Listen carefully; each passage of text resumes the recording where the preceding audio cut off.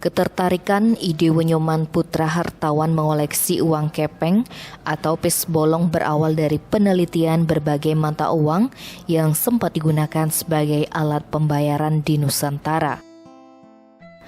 Dari berbagai mata uang yang pernah digunakan sebagai alat pembayaran di Nusantara, menurutnya uang kepeng memiliki keunikan daripada mata uang yang lain.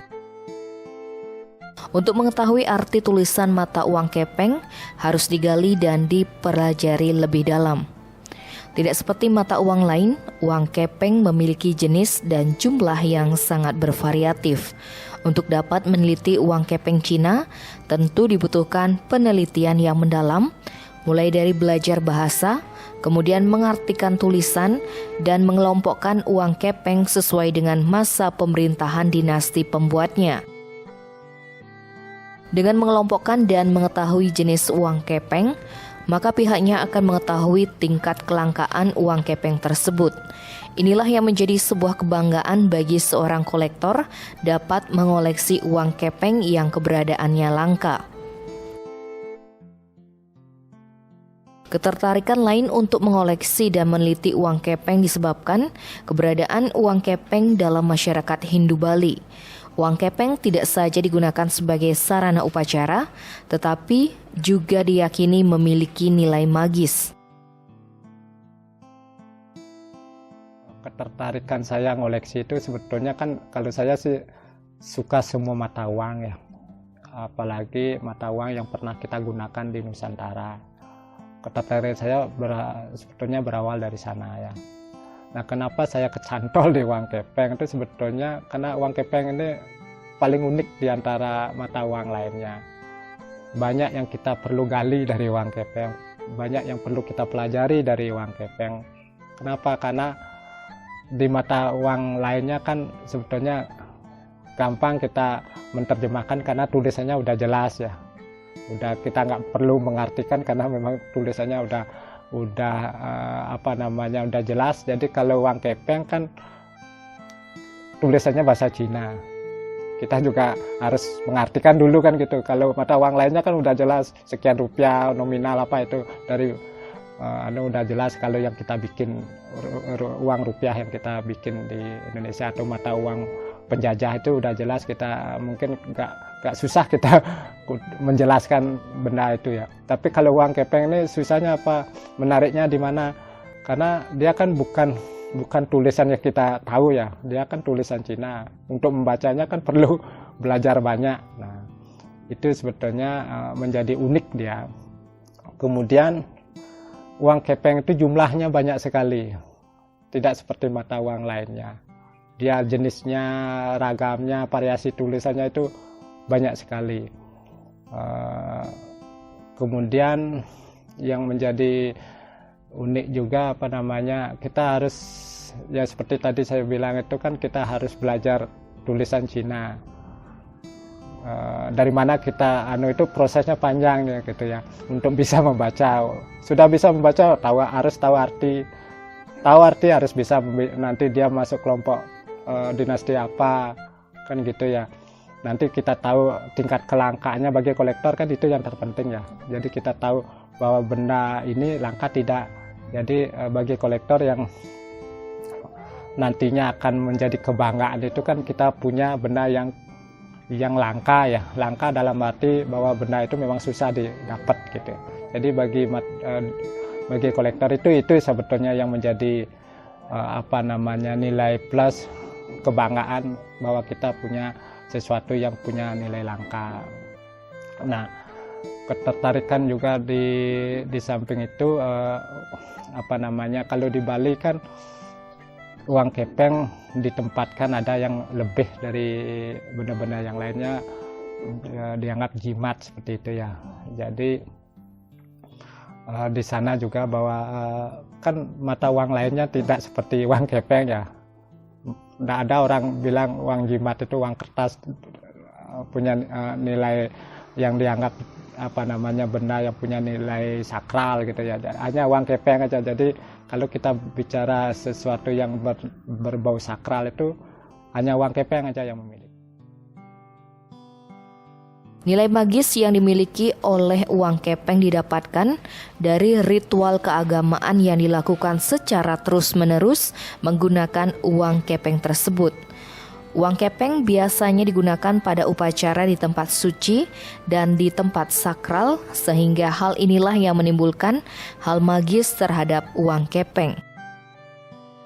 Di sisi lain, banyak masyarakat Hindu Bali yang dengan sengaja menggambari uang kepeng Cina dengan tokoh pewayangan maupun binatang. Karena digambari pada zaman dahulu oleh para leluhur, maka masyarakat saat ini menganggap hal ini memiliki nilai mistis. Uang kepeng yang secara terus-menerus disakralisasi dan diberi sentuhan emosi keagamaan, diyakini memiliki kekuatan yang mistis. Hingga saat ini, pria yang berdomisili di Desa Pliatan Ubud Gianyar, Bali ini sudah mengoleksi 3.000 jenis uang kepeng. Pihaknya mengoleksi uang kepeng dari daerah Bali dan Jawa. Ia memiliki target untuk meneliti beberapa jenis uang kepeng Cina yang beredar di Bali, karena tidak semua uang kepeng Cina beredar di Bali. Berbicara soal harga, uang kepeng atau pis bolong di mata kolektor menurutnya adalah hal yang relatif. Uang kepeng akan dihargai semakin mahal jika dianggap sudah langka. Meskipun usia juga mempengaruhi harga, namun sebagai kolektor, pihaknya tetap mengutamakan kelangkaan dibandingkan usia. Semakin langka, maka uang kepeng akan semakin mahal. Sebetulnya berangkat dari keyakinan aja ya. Jadi bagi orang Bali kan sebetulnya benda itu didapat, kadang-kadang sering kita dapat dari hal-hal yang berbau mistis ya. Karena uang kepeng kan kita gunakan lama sekali dalam upacara ya.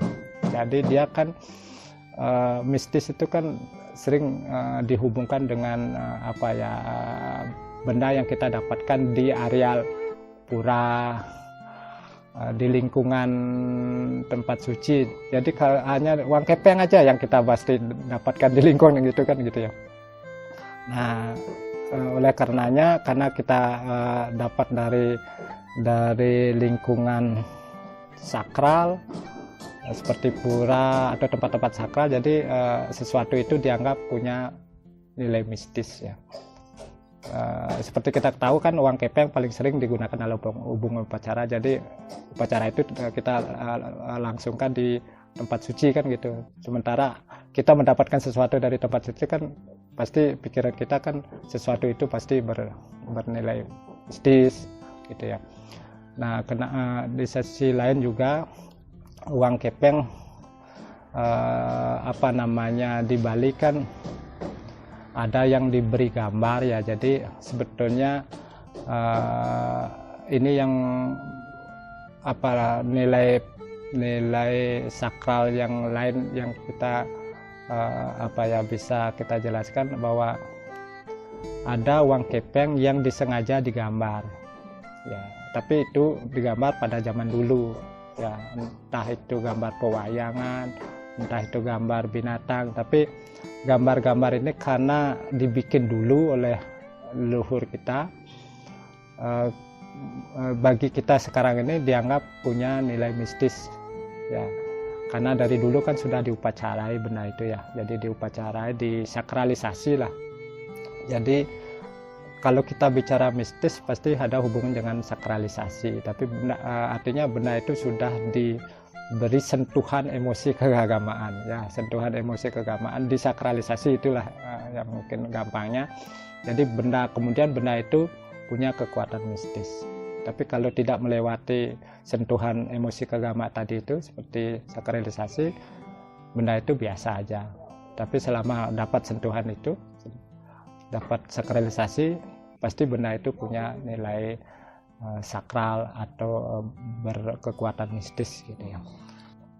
Kalau jenis ribuan, jumlahnya juga ribuan. Karena yang seperti kita ketahui uang kepeng itu kan banyak sekali ya, ribuan. Mungkin kalau kita kumpulkan semua itu di atas 5 ribuan jenis ya. di atas 5.000-an jenis, jadi kita baru bisa ngumpulin tidak lebih dari 3.000 jenis ya, mungkin 3.000 jenis. Jadi itu pun sebetulnya sangat susah ya, sangat susah karena ada beberapa uang kepeng memang langka.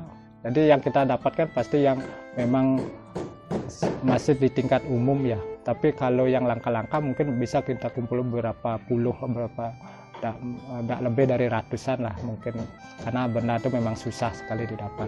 Tapi kalau di Bali kan tidak susah ya, di Bali Jawa itu sering kita temukan, apalagi di Jawa itu sering mungkin orang bangun rumah nemu uang kepeng, jadi kita bisa dapatkan dari sana. Kalau di Bali gampangnya kan kita setiap orang punya uang kepeng ya, mungkin setiap keluarga, setiap rumah punya uang yang kita sebut uang satakan. Jadi untuk kepentingan upacara kan biasanya orang Bali punya uang satakan, mungkin kita bisa dapatkan dari sana untuk mengumpulkan jenis-jenis uang kepeng, sehingga pada akhirnya bagi saya itu targetnya mungkin kita bisa ketahui berapa jenis sebetulnya yang uang kepeng Cina yang kita bisa temukan di Bali. Jadi berapa jenis uang kepeng Cina yang bisa kita temukan di Bali, karena tidak semua uang kepeng yang dibuat di Cina itu masuk ke Bali gitu. Jadi target kita itu yang ada di Bali dan Jawa lah, mungkin Jawa dan Bali, mungkin itu yang kita bisa kejar. Berapa jenis, berapa macam, mungkin variannya mungkin kita kumpulkan. Jadi dari sana kita nanti pada kesimpulan kita tahu jumlah yang kita temukan sekian gitu. Kalau kita bicara harga di mata kolektor, sebetulnya relatif sebetulnya ya. Kolektor itu hanya menilai pertama bendanya menarik, kedua baru dari sisi langka tidaknya gitu. Jadi kalau nilai itu muncul, pada intinya bisa dilihat dari langka tidaknya. Jadi semakin langka benda itu pastilah semakin mahal, bukan semakin tua ya. Tua memang mungkin mempengaruhi harga, tapi yang paling mempengaruhi harga itu tingkat kelangkaan, karena yang lebih tua belum tentu yang lebih langka gitu. Jadi langka, kemudian kualitas ya. Jadi sudah langka, kualitasnya baik, pasti harganya tertinggi gitu. Jadi kalau dia tidak langka, walaupun umurnya tua sekali, tapi tidak langka dalam arti dia gampang, mungkin kalau kita kumpulkan bisa banyak, itu harganya tidak bisa maksimal. Jadi benda yang menjadikan mahal itu seperti tadi saya bilang, kelangkaannya yang menjadi ukuran. Jadi benda itu ada tingkat-tingkat langkanya juga. Dia masuk langka dan sangat langka. Tapi kalau sangat langka biasanya mungkin di Indonesia hanya satu aja. Itu mungkin juga tidak ditemukan di Indonesia, mungkin di tempat lain ditemukan. Itu sangat masuk ke sangat